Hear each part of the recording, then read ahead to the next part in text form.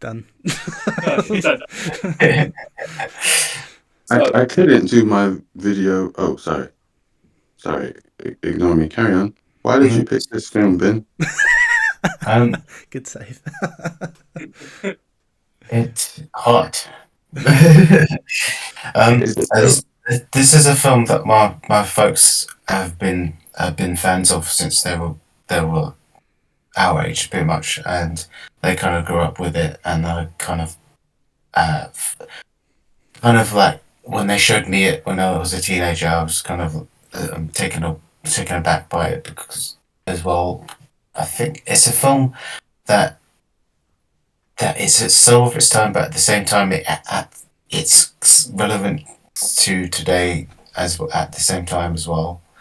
It's because it's a screwball comedy, but it's kind of got a bit more thought to it than that, and I think that's why I think it stands the test of time, despite it being dated. It has a lot to say and about like identity and and class and just things like that, which is something you would often expect in a comedy. But I feel it's brilliantly written in terms of like so well. The characters are very like authentic and unique, and this whole dialogue is like whip sharp and tight, and I feel like it has like it's it has that it represents the time it was made and also the time it was set in as well, which is quite interesting because of the whole thing about it being set in Prohibition. But in a way, it's kind of like what if Alfred Hitchcock made a comedy? And this is kind of like what I feel about this film. It's kind of like it's got a suspense narrative to it, but it has all this kind of like silly farcical moments in it as well. So it's just about these two men facing poverty in Chicago, and what they have to do to kind of get out of that and make sure they kind of like have something great to get end up with. And I feel like it's really clever in that sense because it everything about this movie is is about someone pretending they're not, not just Jack Lemmon and Terry Curtis, but like the mafia pretending they're not that. The whole like the speakeasy being kind of like this funeral of it. What do you call it? Um, Everything is kind of like a, a facade for what it really is. Even Marilyn Monroe is pretending to be someone she isn't, and all the people they kind of like encounter in this film are just being someone they're not really not being who they are supposed to be. And obviously Jack Lemmon's character and Tony Curtis's character are exactly that. They're kind of that personified because they're trying to escape retribution because of the mob hit. But I feel it's quite clever in that regard because um, in that day and age, kind of like cross-dressing and pretending you're someone pretending your sex that you're not is quite a big deal and quite a thing that hadn't been like isn't really common in that era, and it's more so now. It's more like accepted to a point, but I feel like it does it in a very kind of like highbrow way. Like Rob mentioned, it's kind of like got this white chicks element to it, and it's also got this Pineapple Express element to it. It's got this weird, like that these two guys doing this thing kind of to get themselves out of trouble. But I think it's a bit more highbrow than the lowbrow humor White Chicks especially was doing. So it's just a little bit more sophisticated than that. That's why I find it quite endearing because of the reasons they're doing it are kind of admirable and they're honest, and it's just like there's nothing like they're not no one's like there's no degradation or making anything seem worse than it is. It's just kind of there's just these two characters are just trying to survive, and that's the whole point of this thing is that they're just trying to make a better life for themselves and this is the only way that they could figure out how to do it. So yeah, so I'm intrigued to see what you guys thought of it, because it is a very kind of a niche, kind of like weird film, but it has its charm. Yeah, I think that's the thing. Like, it's Oh wow, what was that? It's applause. Yo, concrete playing with his soundboard. Yeah. Yay! Oh man, that's awesome! I didn't know we had access to that. So before you start talking, I've only really joined the conversation because Alex not here. That's fair enough.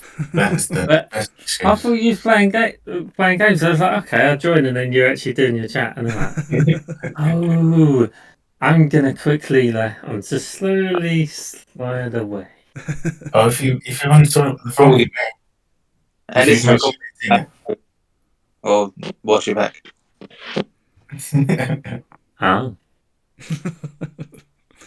Is this Also, recorded? This app just killed my laptop, so I'm trying to fix it. Oh no! Well, I'm glad you're using your phone finally. Oh god! Oh, your laptop really needs a replacement. 4 of us. Right. 4 laptops. Yeah, it was working all day until I installed this app. Which is Right, weird, I'm gonna go because then. this should be like more Don't worry. lightweight than screen. If you want to head off. Oh, any like input for the film? Okay, I take that as a no then. Fucking hell. Rude. Wait, Oh. Both are perfect. I don't know. I've never watched it. Some make it hungry. Okay, we got something with sounds, or we'll be here all day. All right. Yeah, see you, Dan. Great to see you. Oh. It's a shame you didn't see it. That would have been the turnout of the week. Yeah. Wait, no. Turnout of the week, we just suddenly have John up here. Okay. I did tell Sam she should come as well, but yeah. I think she might, if we were doing film, she knew. Okay.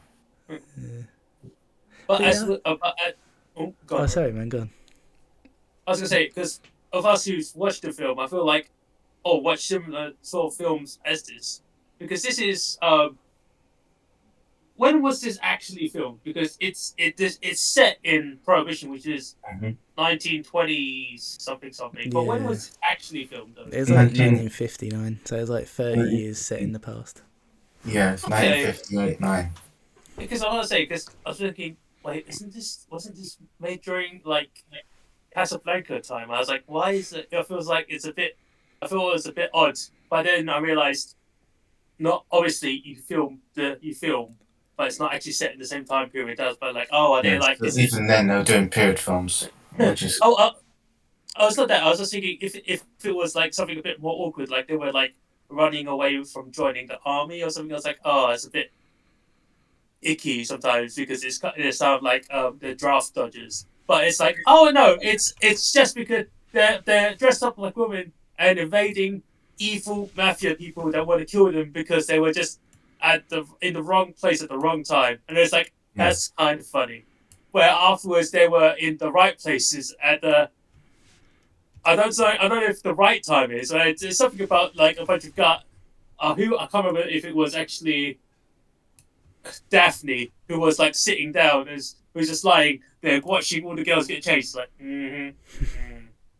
something about that was just like, okay, Jesus, like I know you're pitching your tent right now, but like keep it in your pants. And what does he say? He's like, okay, you need to repeat. You're a girl. I was like, oh, fine. And it's like the comedy styles and like the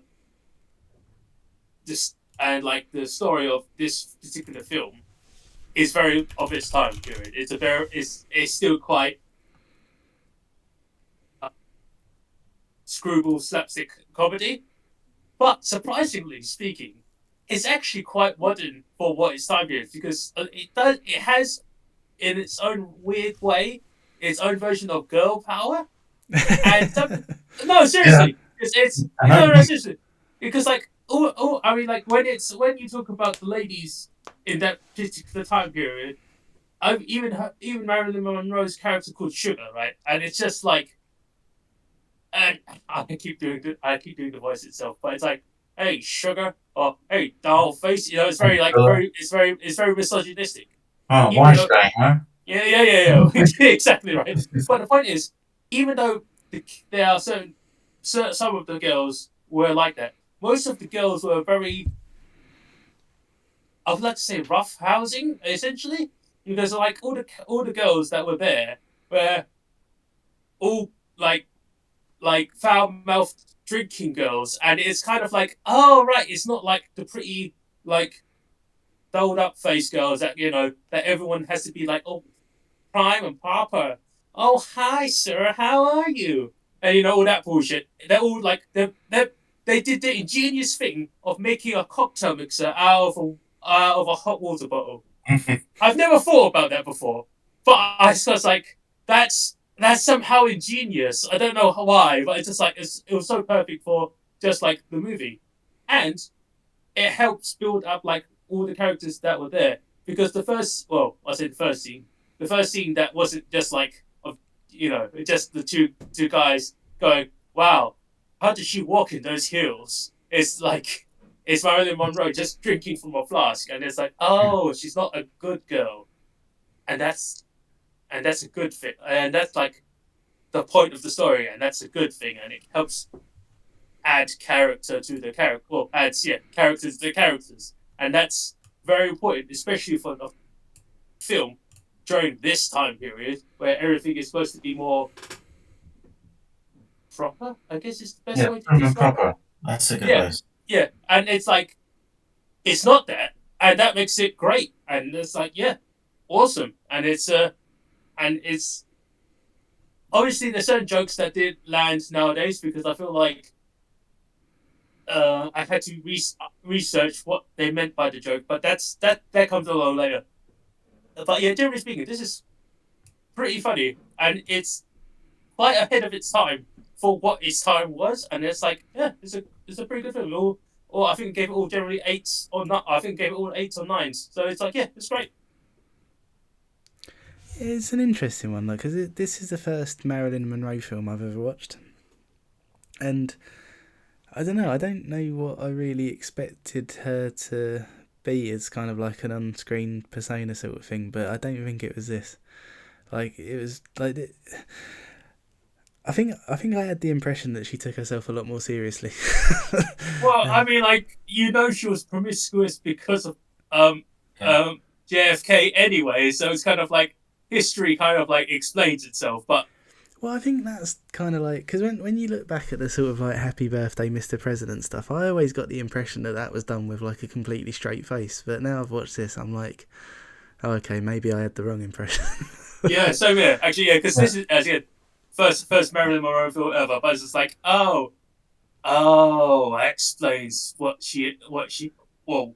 her real person is as well. It's like, She's like the blonde bombshell type, and she kind of plays to it, and she's quite self-aware in how she plays her role, I think, in my opinion, because it's kind of like she kind of accentuates everything that she's kind of what the media kind of expect her to be. So she kind of eggs it on and amps it up a bit. And so she takes all these parts to kind of like amplify that sort of like blonde bombshell persona, but she does it in a way that kind of like is a bit tongue in cheek, I feel, and she does it really quite effortlessly. But yeah, that's what I think she had above many actresses in her time. She has the screen persona and like the charisma, but also that she was self-aware and she didn't take herself seriously, because and if she did, I think it probably wouldn't work. If she took herself too seriously, you kind of like be like, this is a phony. She's not like realistic or anything like that. You wouldn't be enraptured by her performance, because you're like, it's not working. But the fact that she's in on the joke, I think, really helps. Yeah. The only thing I would add to that, though, it seemed like sometimes she had difficulties with specific lines, maybe not acting them, but actually saying the line that they wanted her to say. I just posted something in the chat. That's fair. Because I was going to actually say something similar to that in a moment.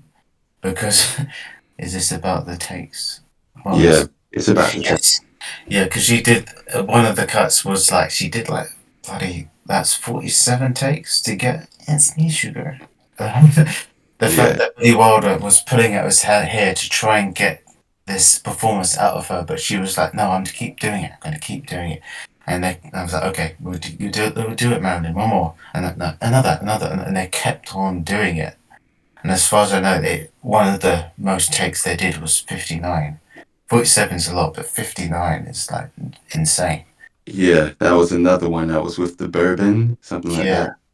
So she was kind of like so self-critical and kind of like at the same time a perfectionist. Even if she wasn't the greatest actress in the world, she was like she kind of knew that, and she was like, "No, I need to do it again." And Billy was like, "No, that's fine." He's like, "No, we need to do it again. Okay, we'll do it one more time. We'll do it again." And it just was so many takes, and I can't imagine how it would have been to make this movie because she was just doing it that level, and like Lemon and Wilder and Curtis must have just been losing their mind. Mm. And this is way before Kubrick, so it's kind of like, all right, yeah, just Well, it about was, 10 years, but it was still before him, yeah.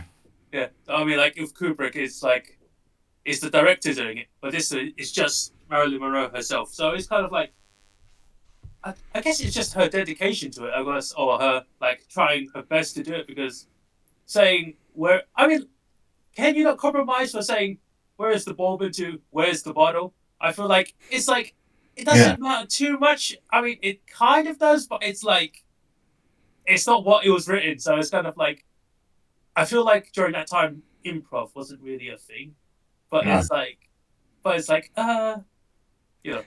probably just what it is. I think that's the thing that dates it most, though, is it's the style of acting, because it's still that kind of like Broadway sort of, kind of like speak to the back of the audience kind of thing. And Yeah, definitely. like some of it I found really funny because of that. To be fair, because I say this a lot when we have comedy films, but it was stuff that you could see in The Simpsons. And the bit that really got me is probably my favourite scene actually. Is when it's when the two of them are first in sort of like female clothing and makeup and whatever, and they're introducing themselves to, what's her name? Is it Sweet Sue or something like that? Oh, you mean like the lady? Yeah, Sweet Sue. Yeah, so Yeah. they're introducing themselves to her and the guy with the glasses, and they're talking about how they spent 3 years at this conservatory and all this kind of stuff. And then when they get on the train and Sweet Sue's like, "You better tell the others not to swear." Like, it's just such a ridiculous line, but I thought it was so funny. And there were so many of those lines which are just like, I don't know, it's basically just kind of like the 50s equivalent of shitposting, really. It was What? I said it was basically like the 50s equivalent of shitposting. Like there were so many like little bits of dialogue that were just like, it's so stupid, but it's so funny because of it. Did you notice the one about the Dodgers, Pat?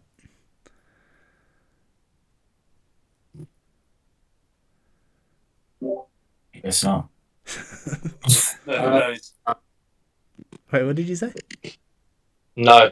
Oh, it's when the two of them are in the club near the start, and Yeah. they're talking about like these things that are like silly and will never happen. And And they one of actually them's like, suppose the Dodgers leave Brooklyn. Oh yeah. Yeah. And fucking Dodgers. Passed over my head. That was an interesting part what they did there. I could only imagine how expensive it was to keep doing all those takes, though. Yeah, Yeah. back then when it was like real film and it was limited. Yeah, because it's like David Fincher doing it now is on digital camera, and it's like he can do like 50 takes at once. It's like, yeah, whatever, delete it, whatever. But back then it was like 20 minutes per reel of film, and it's like, whoa, that must have cost a fortune. Exactly. That's why I'm just like, I could imagine the director being like, "This is so much money. She's a 25. Yeah, but we still haven't pregnant time." I think it was probably worth it for him in his mind because it is Marilyn Monroe, and she does have that prestige and title behind her already. Because like when they were I feel like a lot of the songs in this movie are her songs or just her singing. So I think they have like, all right, fine, she could do another 10 takes if we really need to, because it is her that's bringing in the money. I think she had the staying power. I think Yeah. is the best way to say it. To interrupt you, Simon, just briefly, is that she is one of the first to actually have like sign a contract for residuals for a film, at least as a woman, and she wanted 10% of the gross before she even signed the contract. Before she even said the line, she was like, "I want to get 10% of the gross of this movie," and no female actress had ever done that at that point. I think Jimmy Stewart and maybe like John Wayne had the only two men that ever done it before her, and she was the first to do that. And she was like, look, she believed in this movie enough that she was like, look, it's going to be good, and I want my wedge of of earnings for this. So she signed that deal, and it was quite historic because since then the it wasn't if it wasn't for her, I don't think many women would have done that as soon as they did. If that makes sense. Ooh. Well, I guess that itself is impact. Well, she was quite a trailblazer for her time, wasn't she? Yeah, she was. Yeah, like that, for instance, and like taking her brand and like self seriously enough to be like, I can do this movie, I can do things the way I want, rather than kind of like before that, women were kind of like just like extras really to a point, and she wasn't the first leading actresses that kind of like got equal billing to the men as well. So, which is something you didn't see before the 50s, which is sad, but it's kind of like crazy that it wasn't a thing before that, because female actresses had done great movies before, but they never got the top billing. Not top billing, because if there was some actor in it that was just a little bit more popular, they'd always get the edge above them. And Marilyn got the top above Jack Lemmon, who was huge at the time, and Tony Curtis as well. It was getting big. I was surprised that they were in it for that reason, actually. But it's not surprising, unfortunately. Yeah. Like when the credits was coming up and it said Tony Curtis and Jack Lemmon, I was like, oh shit, that's pretty big, considering they're not like. But then I suppose, to be fair, you're looking at it kind of from sort of like now backwards, when obviously like anything starring Marilyn Monroe, she's probably going to be the biggest star in it to us. Mm-hmm. Yeah, it's not surprising with even though it's really sad with the it makes me think of the Barbie film now, the patriarchal like type of society is very sad, but it was very true. Unfortunately, they had to really push a lot to obviously get to where they are now. I think one thing that, like I was saying about like the acting being the thing that dates it a bit, like the other thing that dates it is the soft focus whenever Marilyn Monroe had a close up. there was one bit where it was like it was so obvious because it kept switching from Marilyn Monroe back to the two guys, and every time it was on them it was like super sharp focus, and then it'd go to Marilyn Monroe and it was all like a bit sort of smeared, and it was just like, yeah, I'm glad that that's not a thing anymore. I mean, very of the time, yeah. But I think my dad calls it the Doris Day lens, and it's kind of I think she was the first to do it, or the first films that had the sort of focus, and it's like, oh, okay, they're just gonna make them all like dreamlike and beautiful and like alluring, and it's quite clever for its time, but it's kind of like a gimmick. Yeah. To be honest, I didn't even really notice. Saying that, you still get that used jokingly on certain occasions in I think like manhwas and manga and stuff in that way, which is quite funny. It's just like they go, oh, here's an over-the-top beautification of this person, but it's not to be really taken seriously. Sometimes it's like over-the-top funny, and sometimes it's just to show oh, this character really likes this other person. Do you know what? There's two films where I've like really noticed it. So this was one. The other one is Guess Who's Coming to Dinner, because every time the camera's on Katharine Hepburn, it's that kind of like soft focus, but every time it's on Sidney Poitier, it's just super sharp. Yeah, they kind of want to make women to like that pure, pristine, perfect skin, and the men have to be like rugged and like potholed and horrible and wrinkly, and all the focus has to be sharp. It's a shame, but I get the reason for why they did it. But then, also to the point where you guys were saying earlier about like the theatre acting, what I've realised is the reason they did that in the day was because like the microphones. I think I might have mentioned before. The focus point of the microphones, they had to kind of like enunciate really like clearly and shout and be really quite loud in their pronunciations and very clear and precise, because the microphones weren't quite as effective as picking up all the little nuances in smaller acting as we would have now. Hence why we got like, for example, like Tom Hardy in Locke, for instance.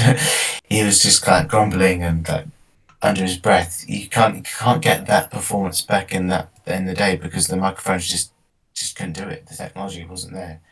But nowadays you can get actors to just mumble their lines and can be picked up. But at the same time, it just encourages the mumble actors for this day and age, which, for better or worse, doesn't always work. But you can see why back then everyone was so like loud and big and over the top compared to now.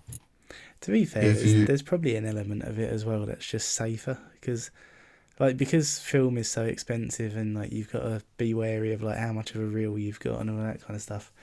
There's probably an element of it that's like, well, if you're trained to sort of act in a certain way on stage, then just do that in front of a camera so that we don't waste what little kind of like resource we've got. Yeah. Also, you might have watched it already, but if you're interested in that, there is a video that basically says exactly what you were saying and some more on from Vox, I think. It's all about sound these days in modern media compared to back then.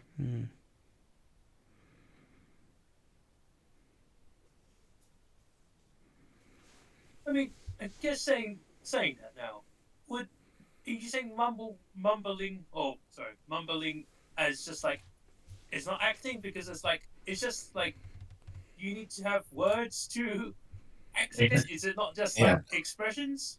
Yeah, once it was like not acting, it's just kind of like they don't have to like really enunciate and present and project their voice as clearly and as loudly as the actors of yore. If that makes sense. Be more real, basically. This time. So like, obviously people on stage and then Broadway and the West End would be like really projecting their voice because they don't have not all of them have microphones, so they have to really be loud, and so there's no subtlety in the acting on stage. So that's what the actors in film in the 50s were like. Well, I mean, I get back then. I'm just thinking about. I'm talking more like nowadays as modern actors and actresses who do stuff like that, because like, how to explain it? It's like acting through like screaming. Well, I wouldn't say through screaming, just being loud, I guess, because like there's a very big like difference between like the type of actors. It could be, as you were saying, us with him being in Venom and him being Eddie and him mumbling his lines, But it could be like that, or it could be like the other end of that spectrum with, like, let's say Brian Blessed, who just like screamed because he used to do theatre and stuff. But it's like, I don't know which one would be more preferable, because like, I don't mind the loudness of it. I feel like it feels more, you can be more like focused because you can feel the vibrations of their voices. I don't know if that sounds right or not. But it's like things like for movies nowadays, it feels like I feel like I've had this conversation with someone in this group as well. It's like I feel like you need to watch movies with subtitles because you just can't hear people sometimes, and it's just like That's a without. popular. Say again, Manuel. Oh, I just said, yep, it's a popular stance. Yeah, because it's Yeah. it sucks because like I like because there's a lot. I feel like when you read or when you read aloud, sorry, and you have actors who do that, there's a lot of tone in their voices because you don't want to listen to people who are just robots. But like tone is hard if you don't have volume because if you mumble tone, you can't really mumble like sarcasm. You can't like mumble sarcasm or like shock and stuff. You have to use loud voice to do it. And I feel like that's a problem with like modern films compared to this one. I watched it, or I don't think I had subtitles on. I was like, oh, there's certain jokes. So I'll go back in a second. There's certain things I didn't quite understand, but that's only mainly because I didn't understand the joke. But everything else is like, oh yeah, it's great. It's like it feels like a movie that's not like it feels like a movie that was like really just like actors acting with their facial expressions, and I feel like it's a great thing to do. There was there was a joke or two that I misunderstood or I just didn't understand because I had to pause the film, research what it meant. Really? Yeah, it was like because it was when they were first met Marilyn Monroe and they were like, oh yeah, okay, they were like, oh yeah, my dad. I'm from a musical family. My mom's a music teacher. And my dad's a conductor. Yeah, he works at Ohio and Baltimore. Because there's a pause where he looked at the screen, like he broke the fourth wall. Then afterwards, I feel like there should have been like a laugh track there for some reason. But then afterwards, he continued on. I had to research what the fuck the joke meant because why is like it was obvious that he paused, and it was like purposely at like the audience he paused at. But it was like, what does that mean? Did I miss a joke? I didn't understand what the joke was, so I had some subtitles. Then afterwards, I read it again, and I was like, no, I still don't understand what the fucking joke is. Then I realized she's from a magical family. A musical family. Her dad works at Magical Ohio. family. Her dad works Ohio and Baltimore. Ohio and Baltimore is a train.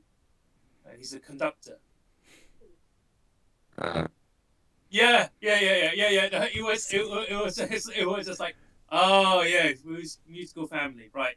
It was like I felt like it was such a big long build up to the punchline that it kind of like I didn't get the punchline and I went, what the fuck? I don't get what this joke is. I feel like everyone. I felt like when he was looking at the camera, he was expecting me to laugh. I just didn't. I was like, I don't get the joke. I was like, oh right, Maybe that's why it wasn't a laugh track, because it was one of those dad jokes. I think, to be fair, though, so this is another thing about, like, it's sort of like another theatre thing, because back then, this was before, like, sort of like, you know, this was before you could just go and, like, stream a film or, like, buy one on a tape or a disc or whatever, and, like, it would have been that you saw it in a cinema and then that was it. So, like, it's very kind of like, it's sort of like playing the audience for what the audience would have been aware of at that time. Like, there's no consideration for anything else. Like, it's...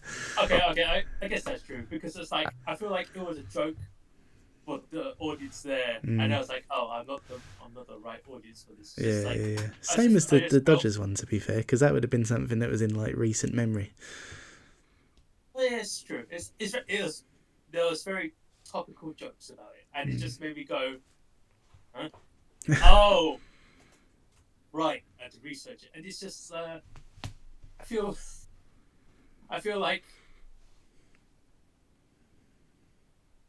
I feel like, but in all seriousness, it was expressed better from the acting because it wasn't much like there were no words exchanged, but it was a look at the camera that made me go, oh, it's supposed to be funny. Maybe I just as certain people in this group go whoosh. It's overhead. Oh yeah. But it's just like just completely did not understand. And I feel like acting as even for like the more side characters is still like done better to like a certain degree to certain modern films.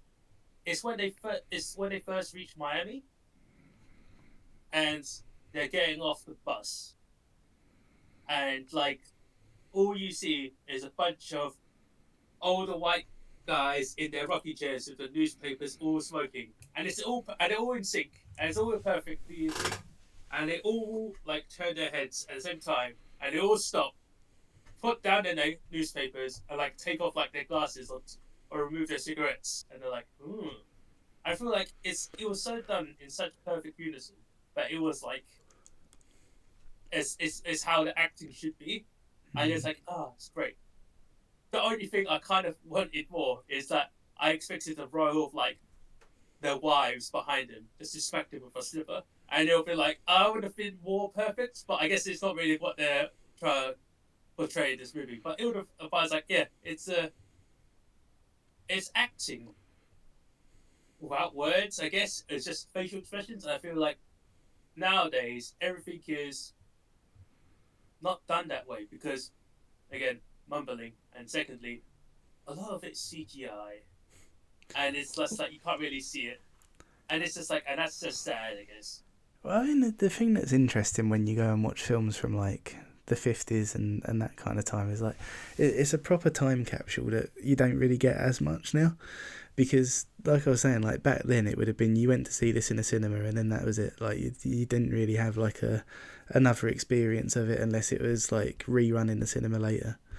And yeah, because of that, everything's kind of like present. Like there's not as much of a consideration for like what's going to happen in the future and the past and like all that kind of stuff. It's just like this is what we need to sort of to speak to people now. Whereas now, because everything's preserved in like multiple different ways, I think there's more of a like when like generally speaking, when people are making films, there's more of like a mindset of like this is something that is gonna be relatable within like 20 years, 30 years and whatever. Like that wasn't really so much of a thing back then.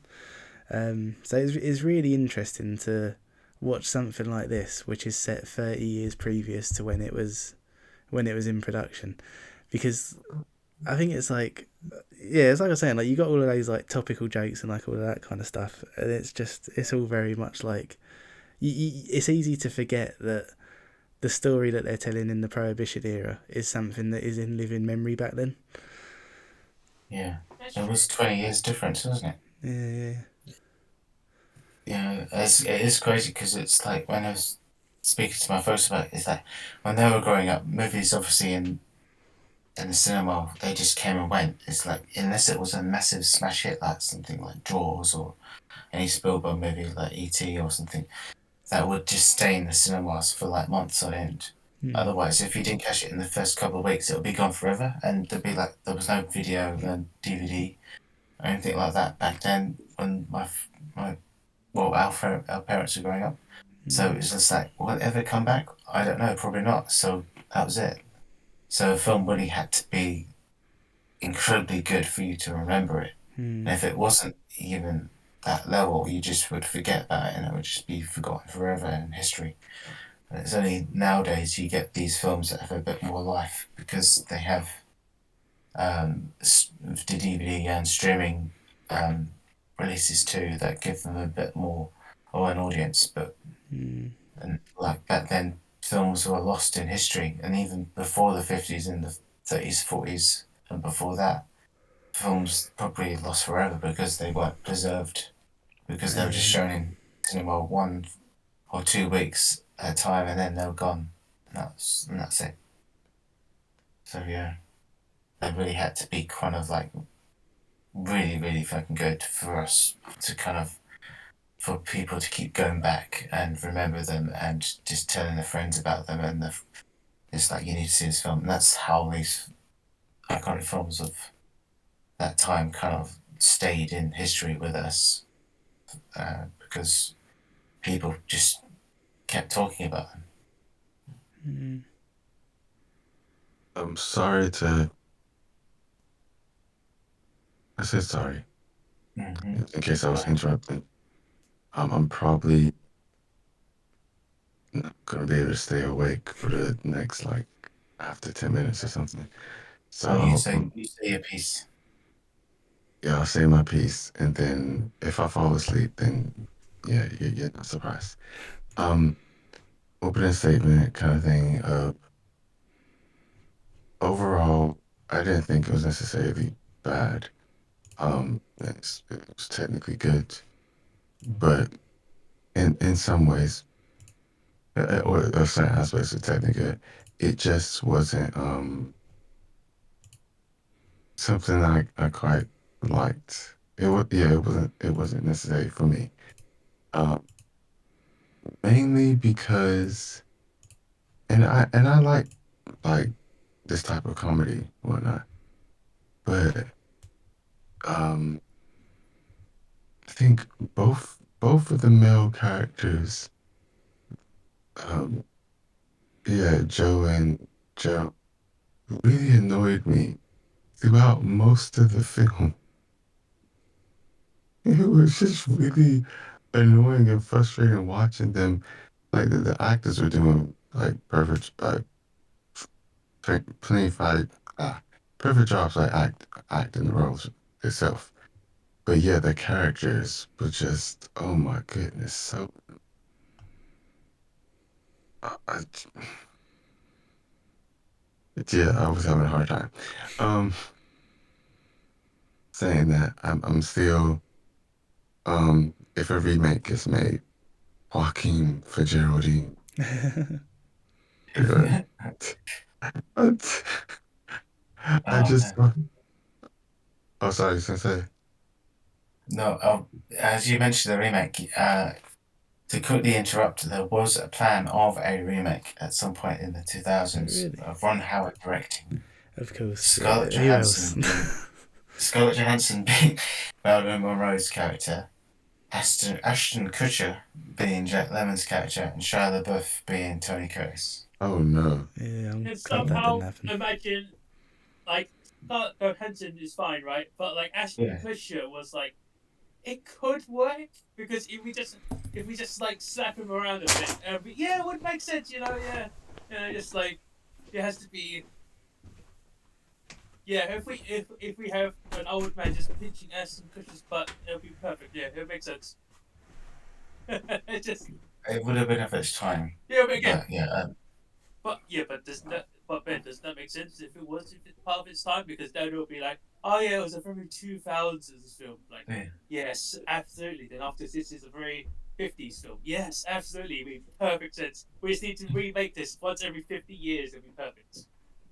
Yeah, which is kind of like what they do with some Star is Born. There's like Oh 4 of shit! them. Right? Yeah. Fuck! I forgot. Oh. So Yeah, yeah. they have made about 4 of those, haven't they? True. But yeah, Yeah, Joaquin Phoenix could have done a good job. I can see where you're coming from. I I think guess he would have enjoyed playing a character like that would dress up as a woman. But I think that's what's so cool about Tony Character's character is that he kind of plays 3 parts. He's just like himself, obviously. He's himself in drag, and then he's like the yachtman, the guy who owns the yacht. And it's kind of like all 3 very different, but he's got range. Joaquin Phoenix will have the same sort of range as Tony did. yeah. It's clever. It's just, it's just I just can't imagine him saying yes, like shells. That's why I have my Yes. company is A named shell. after Shell. I don't know why it's because the way he holds it as well. Where it's like, oh my god, Shell oil, yeah, and it was just yeah, yeah, that could work somehow. I don't know how, but it will work. Oh man. But yeah, saying that, I think what did I write in the chat? I think they were saying he should do it his impression should be of the was it the director or something like that? And then he was laughing like, I don't talk like that. When he pretended to be the millionaire. But oh, Ben's busy. Anyway, um, No, I would say that the when he put on that accent, he sounded kind of like Michael Myers, and I was just like, can't. You know what? It's because he sounded overly fake British, and it was like, oh, I don't know why, but he sounds like Michael Myers, especially when he was doing that film about when he was like supposed to be um, an airline host or something, right? And it's just like, all right, I can just see the voice, and maybe it's the glasses as well from like hmm. the film that you never finished. But it's just like, yeah, it just makes it Oh kind of. man, I feel like it's him because yeah. because Oh just man, that's too it's just funny. it's just like again, lot of like acting as actors do, and a lot of things about it. So now that I'm thinking about it, Emmanuel, there's one scene because I know that you're gonna drop off soon, and it was like that I did think Emmanuel would have a field day with, and Hmm. it was the scene where they were dressed up as the bellhop and the guy in the wheelchair, and he still had his heels on, and it's just and I because of this group, I just thought Emmanuel's not gonna like this. He's gonna be upset that he's not wearing the right shoes. They could ride in the heels, but it's like it's not in the right shoes, and it's just like just something about it is just a little bit wrong. And it was like, yeah, because they were still able to run away from the mafia people, but they were wearing high heels, which is I've never wore high heels before, but I don't think you can run in high heels. But it's like I don't know, maybe, It but is mm-mm, no, very hard. Like, oh right? my goodness. It's not necessarily because of shoes or the wrong footwear. Yeah, but they were running in I high was, heels, which is the point, right? And it's just something about a dude running in high heels. It's kind of the statement, and it's just like, yeah. yeah. But yeah, the whole bellhop thing when they still had the heels on. Like my wife was saying, I was just like, we were both like, they have zero self-preservation. So a lot of this film, it's like they have no sense. It's like, what are you doing? Why are you doing that? You're on the run. Your life is at risk. Why are you doing? Oh my goodness. There's just so many occasions. And, oh, just, yeah, so many occasions of just zero self-preservation. It's a miracle they make it to the end of the film. Um, I know it's a comedy of, uh, of a certain style, but it's also certain elements of it's just so frustrating like that. Just like this is why you're being caught and chased because you're idiots. Anyway, um, I think one of the things I found strange about the Josephine, Joe, and Gerald, whatnot, is that their characters were kind of inconsistent in terms of I don't know if it's like value, not necessarily values, but like what the kind of typical things that character would do. So you might have, and maybe it's because of the comedy, so there was just lots of things changing. But there were different points throughout the film where you would have a character do something that it doesn't make sense for the character to do, or would say something that doesn't quite make sense for their character to say. So in some of them are really little, which just make me go like, huh? But it's obviously done for comedic effect. Kind of like how in the beginning you've got Joe giving the advice to him. You should pay your rent. You were behind on the stuff, and you got all those people to pay. and then he's like, "Oh yeah, so you got a good point. So we're gonna do that. Now I'm gonna take it and spend it all on gambling. What? I think that was another thing that was like, it was designed to play to the audience at the time, because that was the whole thing about like the stereotype of the musicians that I forget the character's name now, but it's what Marilyn Monroe was talking about later on. Yeah, saxophone players. Yeah, Yeah. it's and yeah, you had that, and then there's a part where I think Gerald was the one who was the most all over the place. For the most part, Joe's character pretty much stayed true to like his character for the most part. Like except for when he was just thinking with his dick. Um, but Gerald, oh my goodness, there's time like even near the end where he's like, ah, I've got engaged, and this same guy who really dislikes having to dress up as a woman and do all this kind of act and all sorts of stuff, and really hated like spending time with this guy. Suddenly, it's just like, yes, we're gonna get married, and the first thing he's talking about is not, yeah, I'm gonna fleece him of his money or any kind of thing like that, which I was expecting. It, Joe's just like having to remind him, you are a boy, you are a guy. Just like, and it's just like, yeah. It's like, look, you won't even be able to basically get married. It's lost. This is not going to work. It's like Bill Bob's thinking the same thing. It's like, is this guy okay? Like, what happened to him? He doesn't seem still drunk. Is he on drugs? I don't know what's going on.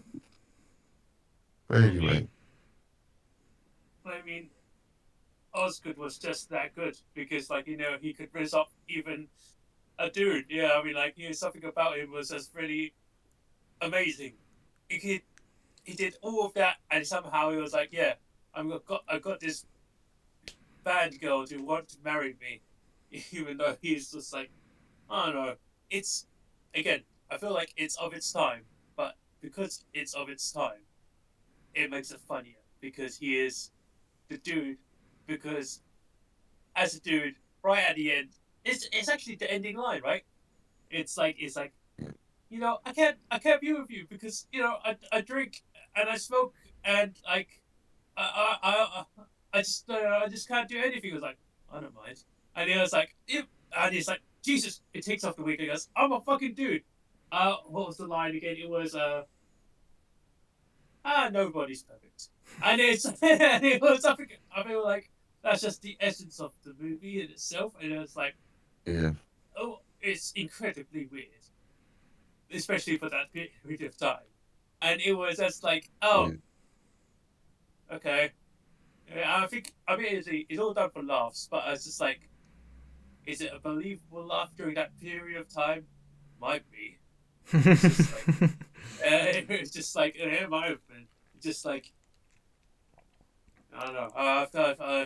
I don't think it's anything similar like that nowadays, but it might have been that. Yeah, might have just been that sort of like period of time comedy, and that's fine, I guess. but yeah. Oh wait, no, I don't need to do. So I can do sound effects. Where is it?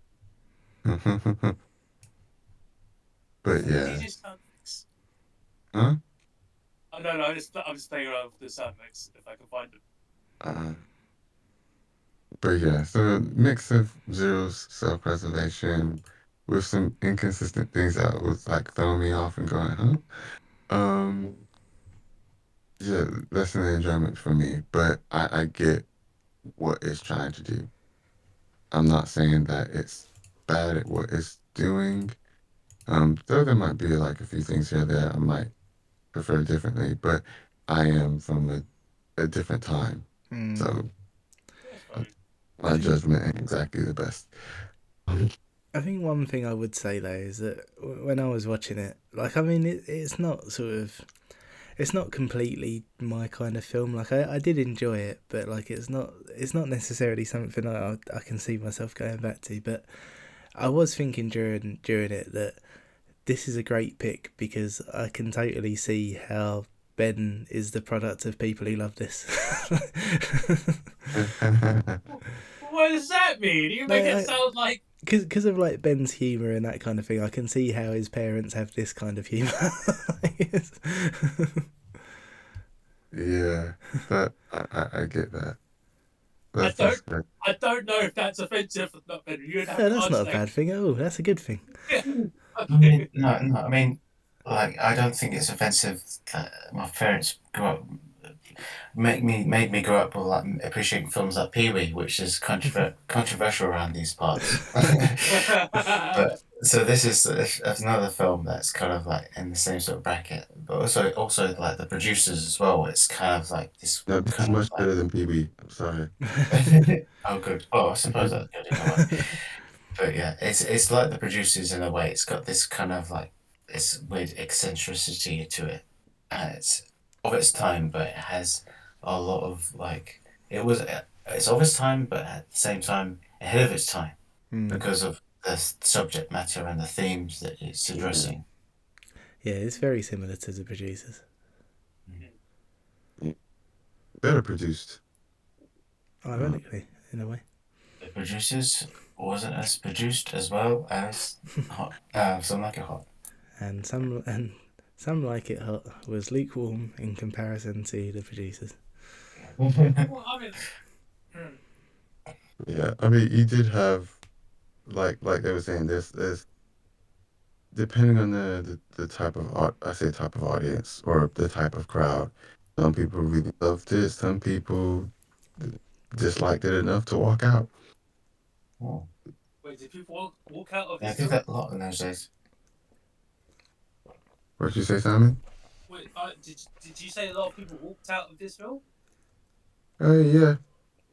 Oh, okay, because the only thing I read about is that it got, or maybe I read about it. Well, no, I think it popped up when I was just checking out some of the characters that this film got banned in certain states because it was a bit too risque. And I was like, oh, America are ridiculous. I was like, I understand because like just with Jerry just like watching all the girls get changed, I was like, oh, I absolutely get why people get like really uppity about ladies being girls, and it's just like and it's like, oh yeah, he got banned for being too risque. Yeah, I guess that's just the sort of time period it is, banning alcohol, banning ladies being ladies. Banning men being ladies. No wonder this sort of stuff happened back then. Yeah, let's just bring Edward back into the picture. But, Yeah. well, I mean, admittedly speaking, in Prohibition eras, fascinating concept of like history to read about because everyone banned. Well, sorry, the government banned alcohol.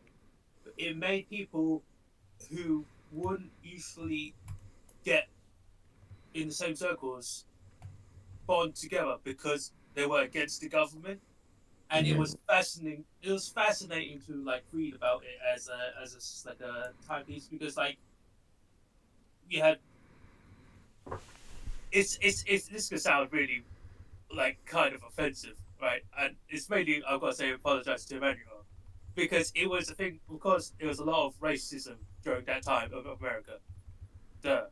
But because of Prohibition, people who are just like trying to get alcohol during that period of time, it was the people who were like, I mean, do you know who's got alcohol?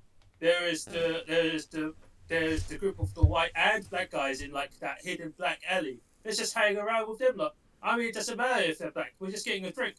And it was like during that time, racism was in those during those back alleyways was less because it's like, do you hate the government?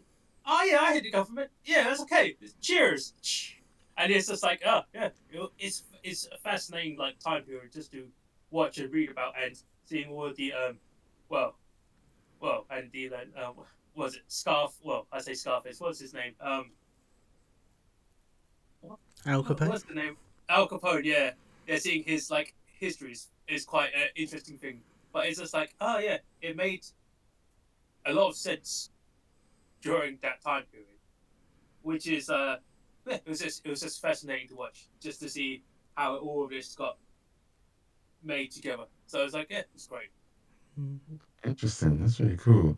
It is. Saying that, it made me, when the cop went to the fake funeral and drank the coffee, and was just like surprised at how strong it was.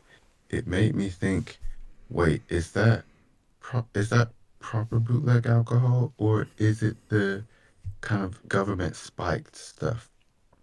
So if anyone knows, you can correct me or you can look this up. But basically, during Prohibition as well, to try and like curb down the kind of bootleg alcohol made, and to, I guess, show give repercussions, instead of allowing the type of, do you know which alcohol it was? Was it ethanol or methanol? Sorry. In the Prohibition, the government spiked one where they changed it to ethanol or methanol. I'll just say ethanol for now. Usually they distill it from a particular type of alcohol, but instead, especially for all the machinery and different factories and stuff, and this is where they were getting a lot of the alcohol from, so they could make alcohol. They were getting like this kind of machine grade, kind of factory grade stuff. But what the government did is they changed all the kind of factory grade stuff to like some stronger, more potent, dangerous one, so that when they distilled it, it was actually killing a lot of people. It was very strong, but it was actually affecting a lot of people's health. And after that, they got a lot of criticism for it, and they had stopped doing it. But a lot of people died from like kind of, I guess, alcohol poisoning, because they had this alcohol that should never be distilled. I think it's definitely not the government one. I think because beginning of the film, they were in a funeral car with the coffin and the hearse and stuff. Yeah. So it was. So if my memory is correct, this was the alcohol that was buried before Prohibition, before it was like completely Uh, banned. yeah, And yeah, afterwards, yeah, yeah. yeah, So it's probably they dug it up and were like, okay, so this is from stash number whatever. Let's just bring it to the speakeasy. Obviously, the cops know about it, and that's why they were shooting at a funeral thing. And yeah, that's why even as the hearse was prepared like a fucking James Bond fucking car, where the guy pulls the curtain and it's like fucking shotguns and like Tommy guns just like already set and they just get it already. It's like, oh yeah, this is a lot of action in a comedy film. And it's like, yeah, it makes sense because it was the bad alcohol that they probably hidden before they could like stop, yeah. sort of saying. That's why. But did they say coffee? I swear it was supposed to be tea that they were having. I don't remember if that's. I think it's supposed to be tea and not coffee, but that might be me To be misremembering. honest, Wasn't coffee it is buttermilk? here in America anyway. So What? No, buttermilk was what they were. That's what the. That's what the mafia boss Yes. people were trying. Yeah, Yeah. because they were just because they don't drink from their own supply, I guess. Yeah, Or because that's true. and it's questions of like, what do you mean? We're just here having a glass of milk. Bar, really? It's like, yeah, have some. It's like drinks it. It's like, damn it was just drink bag. It was just and it was just like, and it was like, I think that was just a joke, but it's like he didn't obviously. It's just like, yeah, you got to ask all my friends are. They're from Harvard. They're all lawyers, and it's like, We're all Harvard, yeah. yeah, and but yeah, it's just like the same thing. Because there was the guy they're really fucking drunk and he goes, hey, what's a mom? I want to get a refill on this coffee. Oh no, he says coffee, doesn't he? Yeah, he does say it's just coffee. It's coffee. weird. Yeah, Yeah, but it's supposed to be tea. But it's like Yeah, I it's mean all like a facade. yeah, but it's because like I think that isn't that like one of the concepts of where Long Island iced tea comes from. It's just like Yeah. alcohol, And It it's was just just like, that normal thing, but with a little hint of alcohol. yeah. So it's just like, yeah. So I got to I got to watch my Prohibition era History Channel things again. I got to Yeah. double check. I can't remember. But yeah, yeah, More yeah. All, Prohibition picks we need. I mean, like, I can't think of any on the top of my head, which is a problem. Oh, I know one. That's alright. I Yeah. know one that's not that well loved, but Johnny Depp's in it that I quite like. Oh, Which I know one's the that? one you mean. The one about John Dillinger. Public Enemies. Yeah. Oh, right. Yeah, that was also a remake. I think Michael Mann directed that as well. He did. He was the man for the job. And obviously that one about Al Capone with Sean Connery in as well. The Untouchables. Yes. That's the one. They send yes. out to the jail, we send out to the morgue. Oh, sure. Yeah. And to wrap my part up, in terms of like favorite bits or favorite scenes, I'm not sure I can really pick one in particular, but favorite moments, I'd say they're part of the kind of fake funeral and whatnot. They're using a lot of terms as if it really is like a funeral inside the speakeasy, and like and keeping it on theme, which is I thought it was quite cool. It was quite smart how they did and wrote that. Um, the scene where they first meet Mal in the bathroom, as my wife would put it, a classic kind of girls meet in the bathroom. One's too drunk, spills her life. It is just like, oh girl, what? He did what? He did what? No, you deserve much better than that. It's just a classic scene, and that has not changed to this day. It's just like that. It's like a quintessential scene. I was like, you know what? Yeah, cool. Girl power. Yeah. It's Girl. good that um. Other than that, I did like two of Marilyn's dresses that she like did like singing in, which I thought were really cool. Um, and even though it was madness, and I didn't necessarily like it. Um, it was the scene where they had the party in in Daphne's bunk. It's like, what kind of madness is going on here? That was I'm just brilliant. like, Yeah, that's just a regular girl's sleepover, man. It makes perfect sense. there's many things about that practically don't work. It's a comedy, so whatever. I just Suspension loved of how disbelief. everyone was ignoring Daphne. Like, it was so funny with like the more people joining and Daphne just going, "Would you please leave?" Like, it's just- But anyway, otherwise, yeah, it was interesting. Um, yeah, I, yeah, those characters made such bad decisions constantly. But anyway.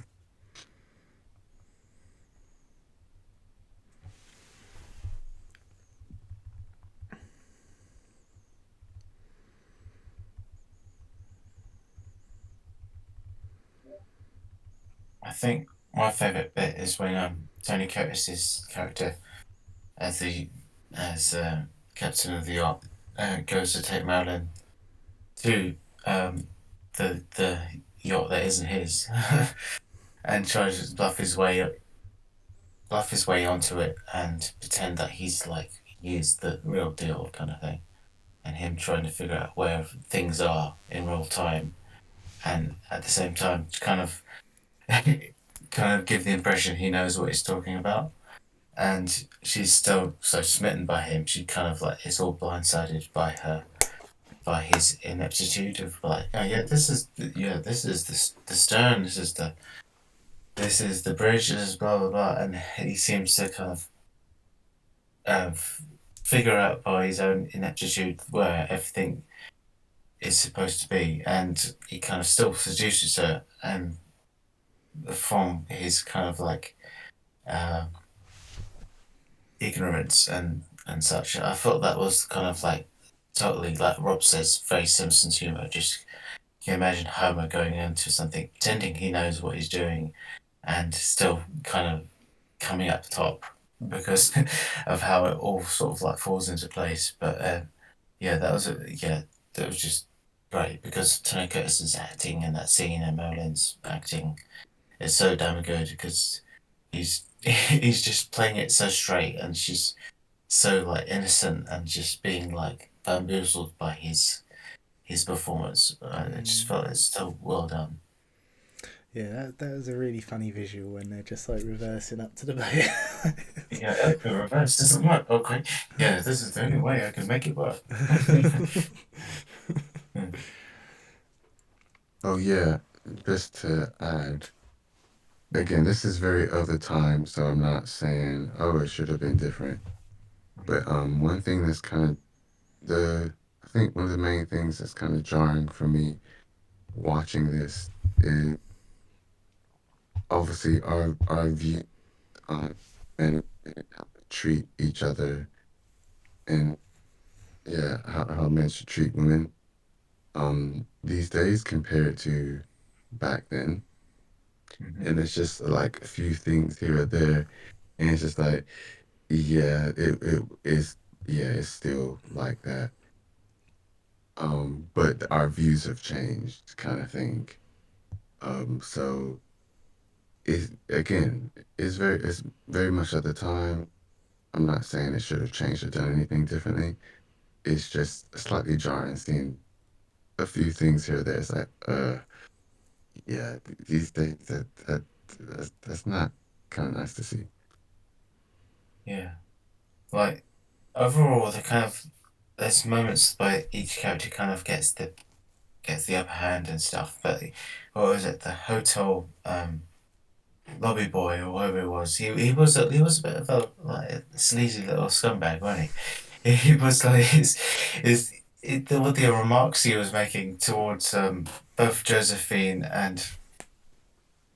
Well, I think he was after Jack Lemon's character as well, wasn't he? It was after them both, and the remarks is like, "Oh yeah, you don't worry about looking at the door because I've got the key," kind of thing. It's like, whoa, that's a bit touchy. Yeah, But it yeah, did. I mean, Osgood is a bit of a sleazebag as well because you don't see what he does in the elevator when Jack Lemmon and goes, "Oh, Osgood, what do you think I am?" Yeah, And you he don't know what he pinches does, it. but at the same time, He he pitches her seems bottom. That's what Yeah, he does. Because yeah, he makes a comment about it. Goes, I got Mister Rich guy has a bit of a grab ass is what he literally yeah, says. He goes, exactly. His and hands, it's yeah, like, well, you know how the other half feels, and it's like, oh, so they were. I feel like because they said that line quite obvious, and it's like, oh, it's again, it is of its time because of all the characters and stuff, but it's like it does point out like, yeah, women go through this all the time. Now you're a yeah, woman, you get it, don't you? And it's like, oh, yeah. that's the That's moral fact. behind the story. Yeah, okay. but it's good that it kind of presents that. That's why it was. That's what Paul women like more Marilyn had to go through all the time, and even if they weren't, any woman would have to suffer from what some advantages that many men of all ages and all classes would do to them, and it's quite sad in a way. Yeah, But it's so in a way I feel it's good that it kind of like showed it how it was in that era, even though it was quite horrible and a bit uncomfortable. It didn't glamorize it. At least that's one thing I thought was quite good. That at least it didn't make light of it. I mean, in the sense that this is good. It was kind of like, yeah, this is a bit problematic, and especially if you're a guy in the other end of it, and it's like, yeah, okay, I understand why this is problematic now because I'm in their shoes for once, and I can see why this isn't something that you shouldn't be doing. Mm.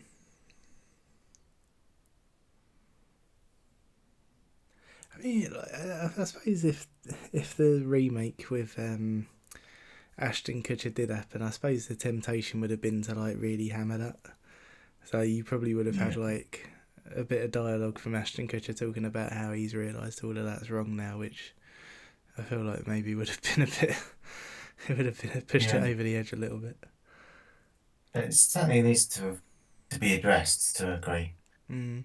Whether or not it would have been in that film, probably not. Well, it's easy to say because it's it doesn't exist, but it's even back then, even like 10, 20 years ago, I still think it wouldn't have been strong enough. It still would have suffered from the same sort of thing. Mm. So I don't think they would have hammered it home enough or hard enough. Yeah. I think the only Because- thing that I probably would have liked a little bit more sort of, I don't know, like a clearer message, I suppose, around is the whole thing with Geraldine. No, is it Geraldine or Josephine, the one who's not Daphne? Josephine. Yeah, is the thing with Josephine like pretending to be the CEO of Shell and like all of that kind of stuff. Like it was all quite funny and whatever, but when the breakup happens, I was kind of going like, I don't know. I wish he learnt a little bit more from this because you know when she's like, oh, at least I know to tell my accountant who to invest in and all that kind of stuff. I was kind of going like, but you're making this up. You should tell her not to. Like just like.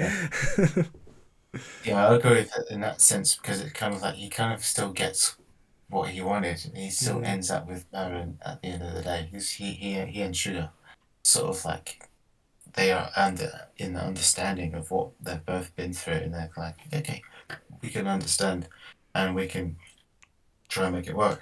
Mm. It should have been a bit more of a consequence about the actions of both of them. Really. Yeah.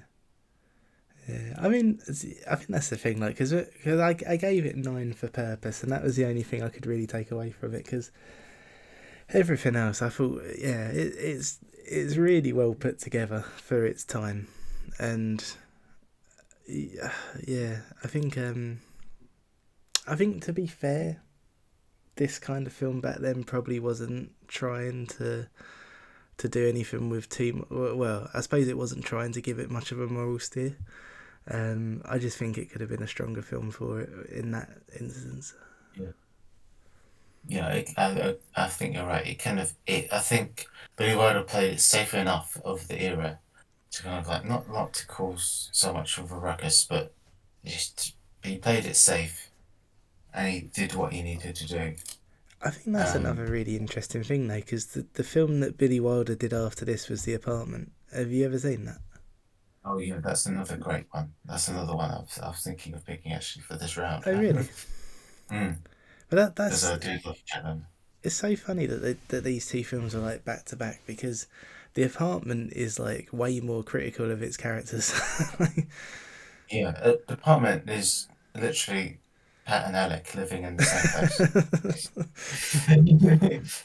It's that kind of like level of like these characters are so like distinct and so separate from each other, but they're forced into one thing to kind of they have to adapt, and that's why it's so good for comedy, because these two characters the friction that happens because of their differences is just it's so ripe for comedy. Yeah, definitely. Yeah. Yeah, I do love Billy Wilder's movies just because he has a good like sense of what's funny and what isn't, and he knows the best. He knows how to get the best for the actors he gets. I think I've only actually seen 3 of his films. So I think the only ones that I've seen are this, The Apartment, and what's the one about Hollywood? Is it Sunset Boulevard? Is it? Probably. I'd have to check IMDb, but yeah, I'm sure I've seen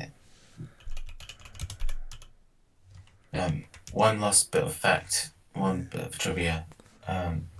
this is kind of, even though it's 100% an original movie, it still kind of has a lot of DNA from another movie that happened like 10 years before called Fanfare of Love, which has the same sort of DNA of like two musicians kind of like that are in desperate search for work. They kind of take on identities and stuff, different identities. But the only trouble with that film is that they kind of like not only become women in it, they kind of like change their race as well. So they kind of go blackface. So very fortunate that Billy Wilder didn't decide to do it for this. But yeah, in that 1930s movie, they kind of like do everything. And yeah, that one's a bit dated. I haven't seen it, but Some Like It Hot is the best version of that idea. Yeah, to be fair to Some Like It Hot, it sort of, it could have, for its time, it could have easily been a lot more like disrespectful. It's yeah, I think it actually held that up quite well. Yeah. Good ending.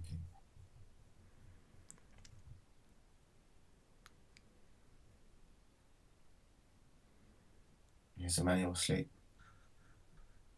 I mean, he's got his microphone off, so it might be. Probably. But, so, Pat, do you have any favourite scenes before we move on?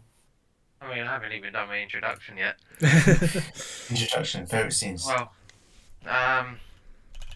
yeah, I quite enjoyed it. I didn't really find it that funny. I don't know if that's just because of my type of humour. Like, I thought it was a nice film. Like, I quite liked how the characters were written, but the only criticism I tend to have is that a lot of the jokes, especially early in the film, sort of fell flat with me. But it didn't really take away from my enjoyment. Like, literally, the only person that was in this that I had even heard of was Marilyn Monroe. Like, Really? You hadn't heard of Tony Curtis or Jack Lemmon? the only Tony Curtis I've heard of is the singer. So, like, when I saw his name come up first, I was like, no, that can't be the same one. But, no, there was literally just Marilyn Monroe that I'd heard of. But, no, it was a pretty good film. Like, there's probably two sections of the film that I found quite funny. If I was going to find them, like, and they're probably two of my favourite scenes. One of which being on the train when they're having supposedly just the two of them having a drink, and then it ended up being the whole carriage in there. That felt like very early slapstick, which I quite liked. And then the last scene when they're on the speedboat getting away, that bit really made me laugh.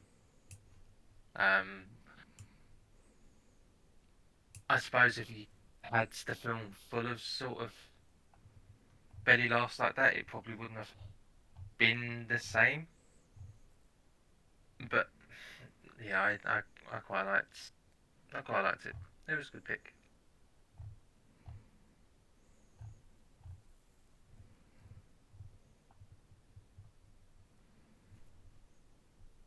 Lovely.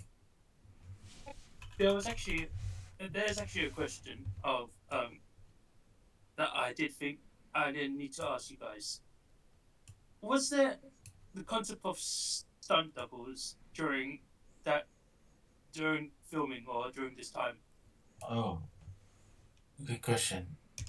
Probably not. Okay, because then it makes it me even more confused, because the scene before, like the end yacht scene, there was like they were running towards the pier and they were getting on the boat.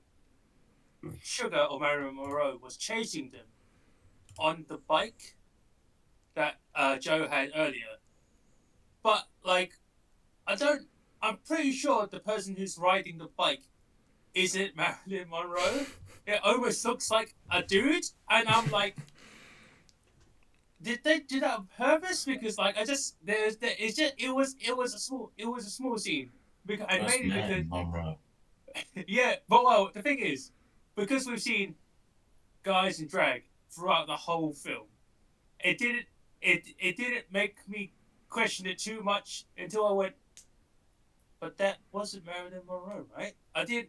If you go back to this, if when you because I feel like um this is not a film.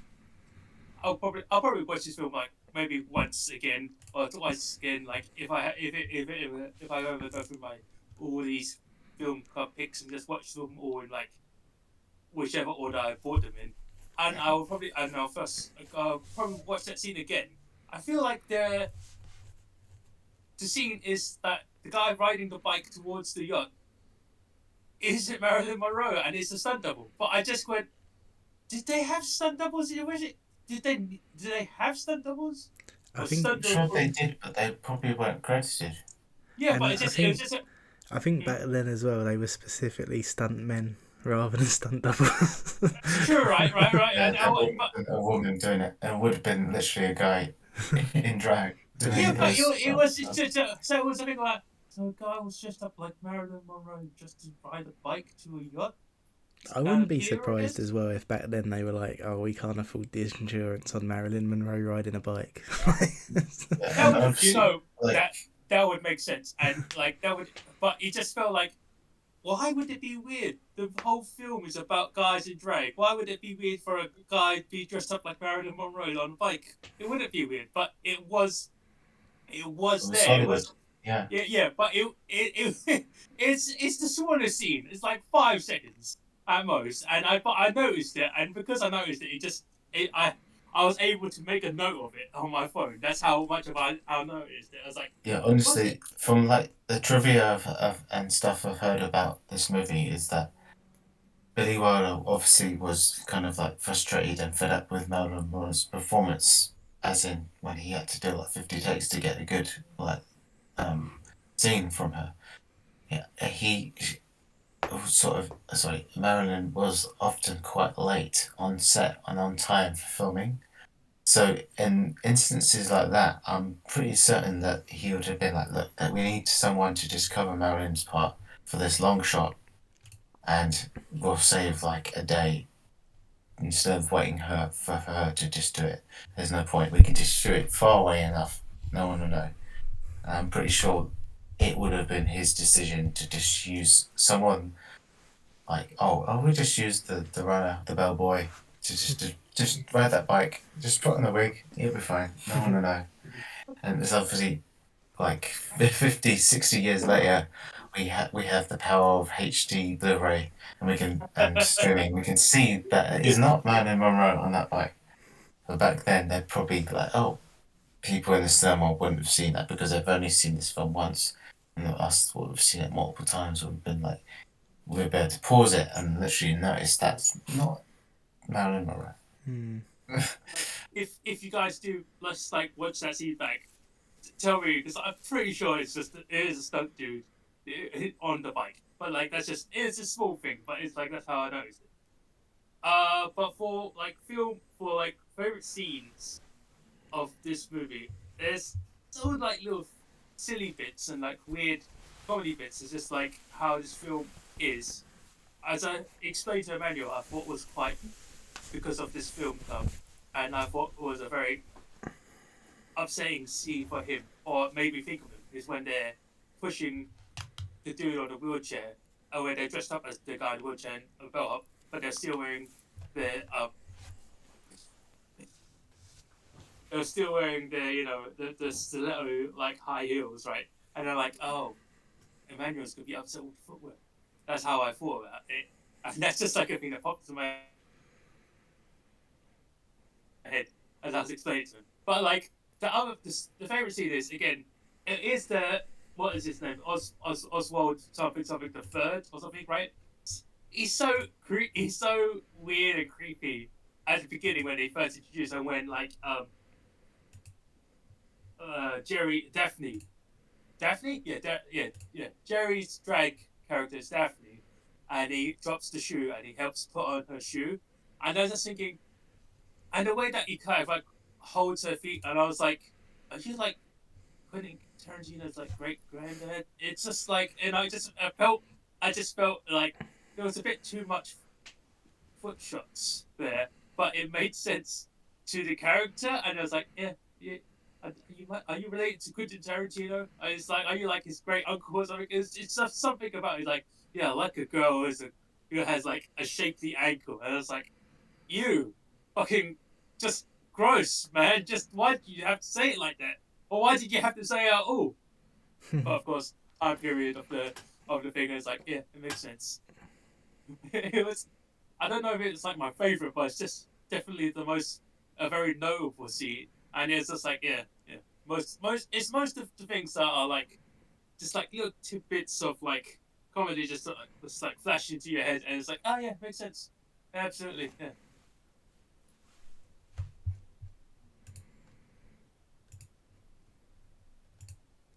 And wait, did Emmanuel do his favorite scene, or did he go sleep already, or is he? I think. I think he did it. Oh yeah, I think he did it, but I think he's just so asleep now. So in any case, Yeah, he's asleep forever. yeah. So how about you guys? Any other favorite like notable scenes or favorite scenes that you guys can think of? Any scene Marilyn Monroe was in. Oh, you really took to her, didn't you? I did. I can see why like my blokes and my granddad's era had a thing for her.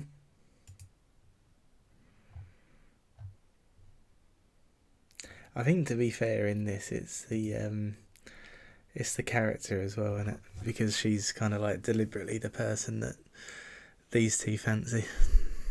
I mean, like for the character as well is again deliberate, so it's probably again it is definitely 100% more sex appeal. Like apart from her just walking along, the first actual interaction of her that the characters have of her is her literally lifting up her skirt to get the flask of whiskey from her stockings, which is like, oh, really risque. This film, like, yeah, so it increased her sex appeal on purpose. So it's like, yeah, a lot of people were very interested in Marilyn Monroe. I guess it's a good thing. I guess it helps. It helps builds her fame and infamy.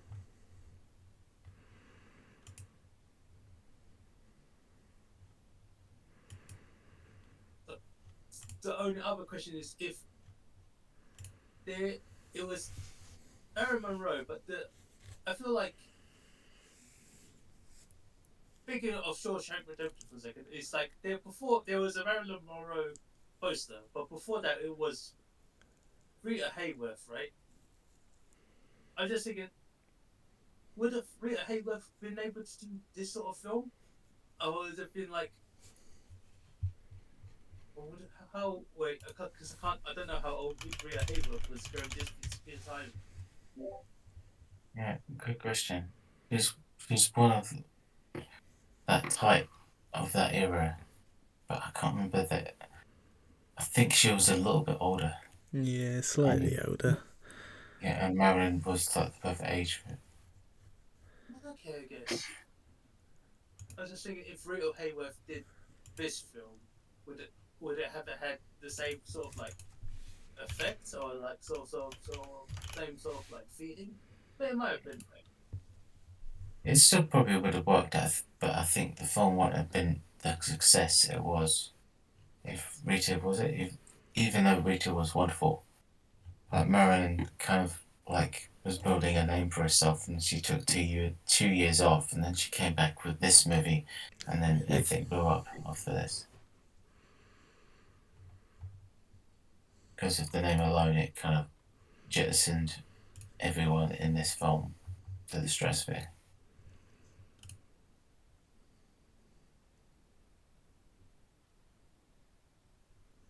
Oh, weird. Sorry, I was just on the wiki for a second. You know, Emmanuel found some like a hot, but they also found like the 2016 some like it hot. and now it's like, okay, that's just a weird Chinese TV show. I was like, okay, odd. But there's another film called Some Like It Hot with Bob Hope. Bob Hope. Yeah, it's a comedy film starring Bob Hope. It's in 1939.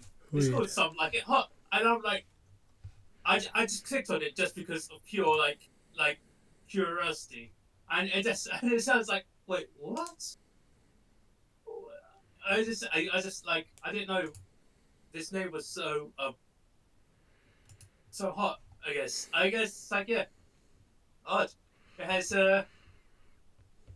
no relation to the 1959 comedy film Darling Hot, but it's just like there was a film before this one called Something Like a Hot, made in 1939 with Bob Hope, and it's just like, huh, okay, let's, yeah, surprising. Thank God you did that without Emmanuel being there, because if he woke up, I would have pissed myself laughing, and he would have been so Oh, damn it, you made me jump out of my skin. I'm working on a perfect game here, and oh shit! This move to Discord has been fascinating. I am quite liking the Discord thing. It's just we've got to play some more games or get some more like memes and stuff into this. Then we'll be more perfect.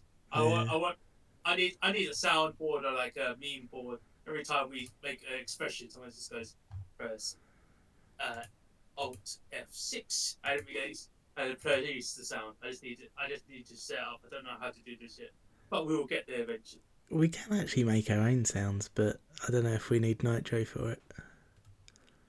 I am. Wait, how much is Nitro? It's like £3 a month, I think. I am almost tempted to get it if I just. Okay, we might do it. I might do it, but we'll see how it is for later. But yeah.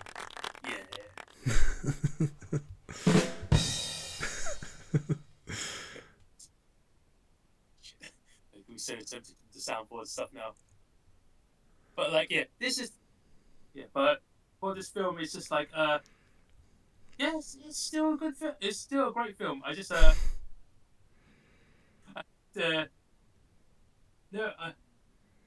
because this is the first Marilyn Monroe film, I don't know what other films that she's done, and well, I don't know if they're shot or not, Rob. But it's like, I don't, because she's done. Is this her first film, or is this like? This is like, how many films has she done before this? this was like 2 years before she died. What? Yeah. But she's done films in colour, hasn't she? There might be films that have like released. I don't know if they released films after she died, because I know that was something that they did back then. You're muted. Oh there. wow, yeah. This film was made in 1959, so 1960. Oh, yeah, only 3 years before she passed away. Fuck. Damn, that's fucking damn. Yeah, literally all I'd known about her, like. So the first time I heard of her was when Anna Nicole Smith died, who was considered the modern day lookalike of her. So then I did some research when I was younger. So I knew about, like, I actually had heard of this film, but I'd never bothered watching it. So I think at that point I was like, 50s is a bit too long ago. But like, she seemed to have had quite a roller coaster of her life.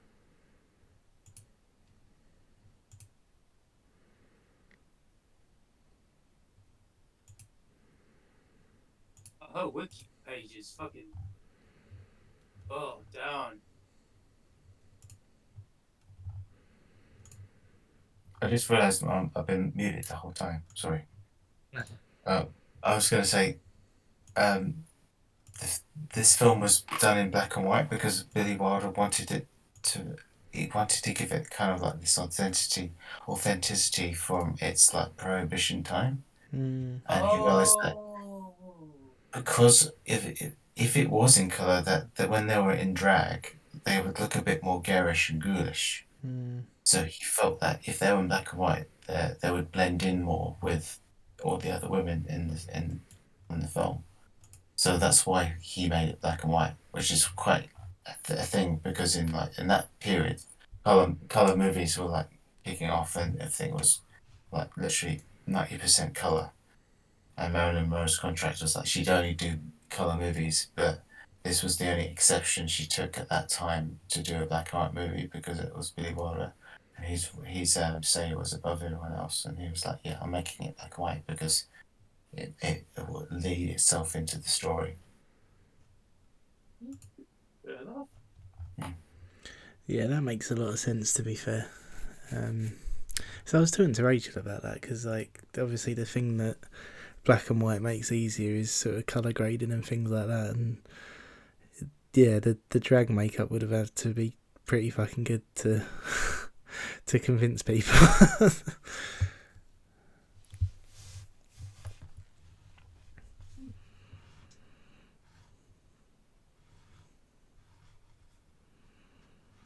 Something every day, I guess. So, any other like thoughts or like closing statements from you guys? It's hot. Yeah, good. That's pretty good. Yeah. I am kind of interested to see what other films that Wilder has done now. I feel like I've heard of some of the titles. I haven't watched any of them,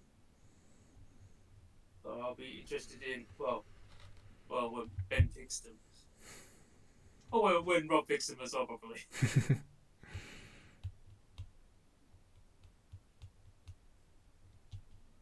So let's see. Wait, so who's next? Is it me or Pat is next? Me. Ah, okay. So, I mean, you guys got any more closing thoughts? I think it's Go ahead. a very, very good pick. Yes. Thank you. Yeah, I enjoyed it. More picks like that, please.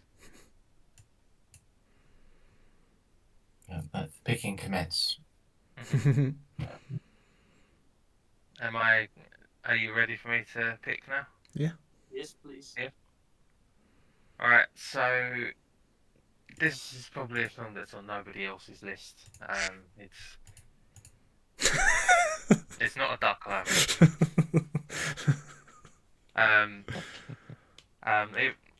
It's one that I've been sort of thinking about picking for a while, and obviously now that Rob is sort of taking more interest in it, and it sort of centers around his team. I am picking Moneyball. Eh.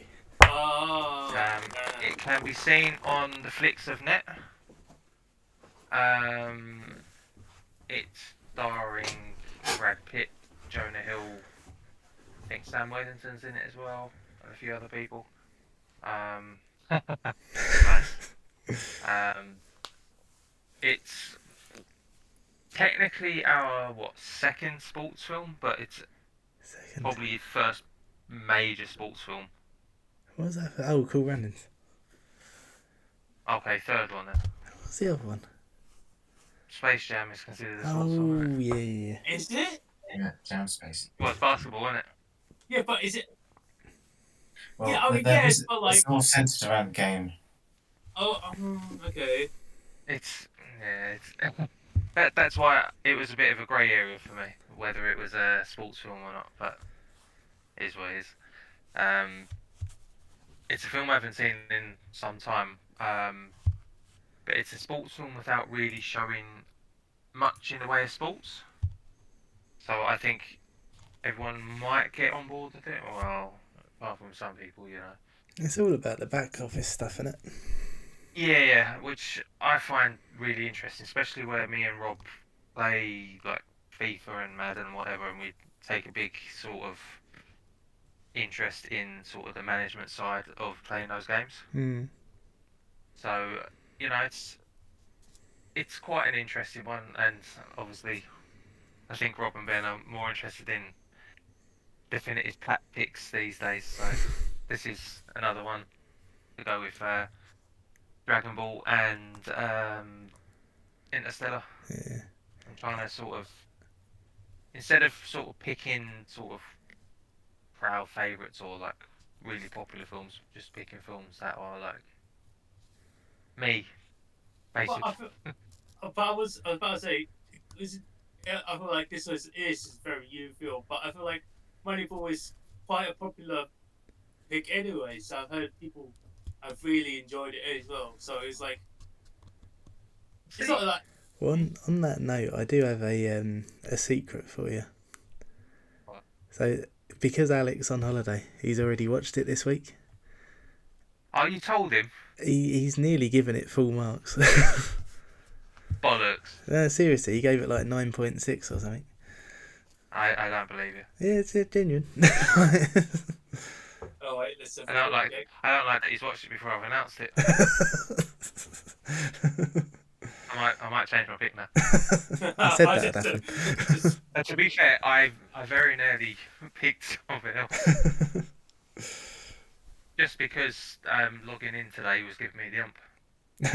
You nearly picked Discord as a shit app. No, it was. I don't know what's going on with my laptop. Like, it was a little bit slow. Then I installed Discord, and then it started getting a bit. No. And then died, so I had to come onto my phone instead. It might have been because we were in a game, to be fair. Yeah, I didn't understand what was going on, so I logged in at first, and it was inviting me to a game. I tried to click out of it, and the whole thing froze. Yeah. Weird. And it was giving me the ump so much, I was like, you know what, I'm not coming on today. I still think it's your laptop. It probably is my laptop, it's a piece of shit. I can't actually take it off charge now, or it'll die within like 90 seconds. That is how you know you have an old laptop, right? It's just like, oh, you want to do this wirelessly? Fuck you. And it's like, okay. I've had my old like sheep is like that. It's like, it's actually worse than your one. My one is The thing is, Hmm? I've only really had the laptop for about 4 years, but it was on sale in Argos, so it's probably like 3 or 4 years old before then anyway. oh man. But like, Because I got it, like, my previous laptop died before COVID, about 6 months before COVID, and like, obviously I didn't really have much need for it, like, and then got a new laptop, and then we started Film Club like 3 months later. No, less than 3 months later. So yeah, it's dying, but If it does though, like if you could get an iPad or something, like some tablet will work just as well. see, I don't really want to buy a tablet when I've got a phone. I just see the phone being a smaller version of it, which is Yeah. more than enough.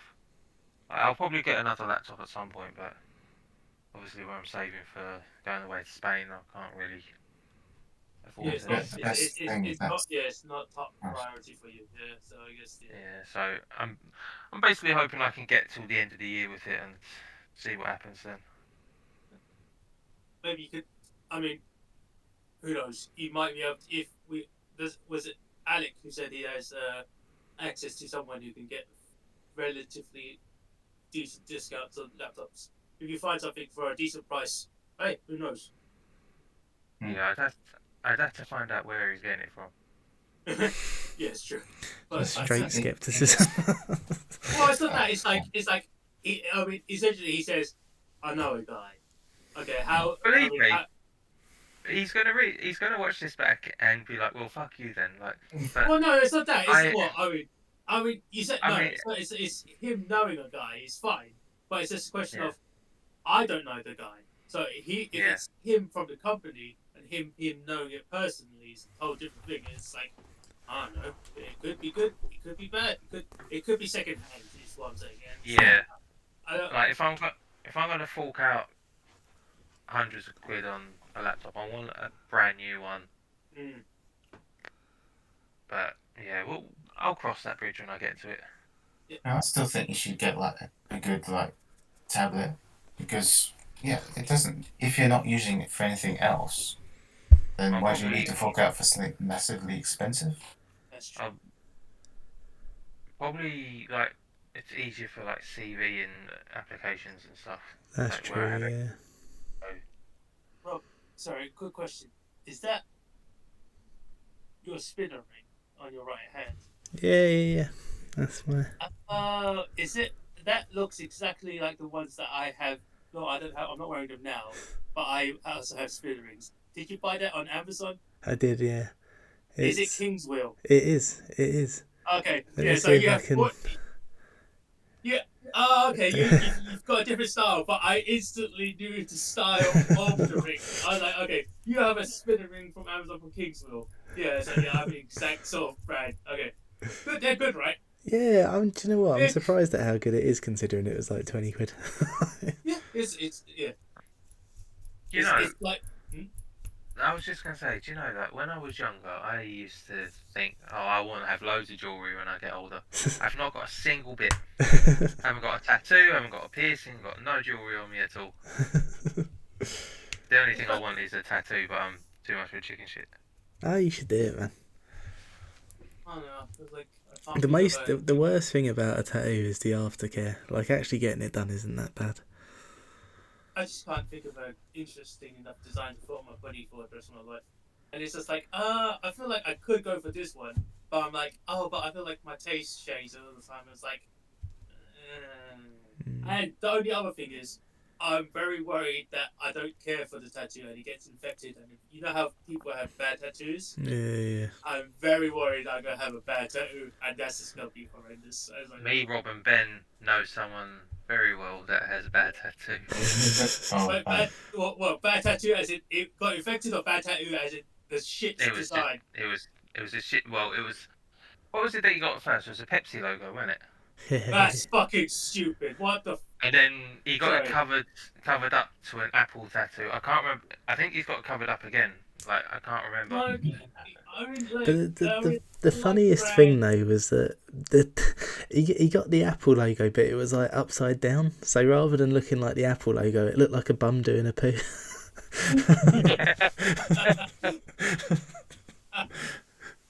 It's hilarious. But fucking logos? I don't know. Unless the logo has a meaning for you, I don't feel like I would get like. Yeah. I don't know. I wouldn't get 7-Up. It's just like I don't know. It's just like no, nothing to. It'd have to I be. went and 7-Ups. I've had a few ideas, but one of my ideas I think would cost me too much and cause me a lot of pain. And it's Dragon Ball related. Well, it's the dragon. Like I wanted sort of I saw the balls. the Dragon Balls at the bottom of my back, all glowing with the dragon coming out of it. But it's going to it basically take up my back. That would But- take ages, and I could imagine that being fairly painful. And if it was my first tattoo, I think that would be the worst choice for a first tattoo. To be Yeah, I fair, it's wouldn't not want as to do bad a anything choice as massive. Cody Rhodes'. Yeah, I don't think anyone's gonna do that. Yeah. It's just like, and I think for me, it's like, because I'm a perfectionist, I want things to be done like literally perfect in my head. I want it to be exactly how I wanted it. And if it's anything less, if it's like, if the tattoo artist is just slightly off when he does the shading or something, or the line art is just a little bit wonky, I'll be like, it would just bug me forever. Yeah. And that's It has to be perfect. if that's the case, all three of us just need to just do henna tattoos and we'll be fine. Because henna changes all the time, and it's temporary. So you can go, you know what? Yeah. It's okay if the line's a bit wonky. I can just repaint it another day. I feel like henna tattoos are kind of cool. I feel like the henna tattoo I got was actually quite fun. But it's like I feel like I could do henna tattoos. Just takes time just to paint and dry it. So it's just like See, I had thought of sort of one that would sort of bring all my sort of sports teams together, which would have been like the Red Devil holding, instead of the pitchfork, holding a lightning bolt, wearing a Lakers jersey and a Red Sox hat. but I first of all need to get an artist to draw it, so then it makes it easier for the tattooist. To I be just fair, feel like if you find a decent tattooist, they'll do it for you. Yeah. Just get it on the arm. People will be like, he was fucking drunk when he got that done. No, it's just a clash. Or I say clash. It's just a mix of your like cultures and like your fandoms. I feel that's kind of fun. Yeah. Yeah, I mean like. I don't know. It really depends on like how much you mix it up though. I was like, if you're a Star Wars fan and a Dragon Ball fan, I can't imagine you having like a lightsaber, but instead it's Shenron coming out. But that would be kind of cool, but kind of like, oh, is that a bit too much? Oh no, it could be. It could be good. It really depends. I feel like. Oh, Shenron. But like no, but like if you have, I feel like you need to find a good demon. I feel like you could probably pay like a $5 or something to get a really good demon artist to make that mock up for you. And I feel like once you do that, that's all you need. Obviously, you don't want just someone just to go. Wait, what is the whichever program? Hey, give me a mix of this. Okay, that's what I want to paint on my body. And just like I don't know. I suppose I could put it into some sort of AI art thing to get me a design. And to be fair, like I know you're against the AI design stuff, but I think if you're trying to find a mock-up so someone else can draw it for you, then I don't think it's necessarily a bad idea. I think you're probably better off just finding a decent tattoo artist and like describing it to him. Yeah, or as I said, deviant artists are quite good at making like mock-ups and stuff. I think they're quite. Just get Humphrey to draw it. Yeah, to be fair. I mean, technically, yeah. If he's willing, if you go Humphrey, is a McDonald's meal, he'd probably do it for you, or it is a $5. It'd be fine. Yeah, I think if it's something I do decide that I'm gonna do, I'll speak to him and see if he fancies drawing something up, and then because I also want to make it easier on the tattooist to not to be sort of drawing on my arm as a blank canvas. Because like obviously it could end up being something that I don't like or they're not comfortable doing because they've not got the image of what I'm looking for. So I want to try and make it easier if I can. Okay, that's fair. I mean, then the next stage is us getting really pissed and we actually taking you to the tattoo artist to feel like because as you said, you were kind of worried. Just to get Pat really drunk, so he goes into that tattoo parlor. And once he gets the outline done, he's gonna go. Well, I've got to finish it now. Yeah, that's the best way you can do it. We'll get Pat really drunk and he can get the Discord logo on his boob. What? I'll fucking have it removed.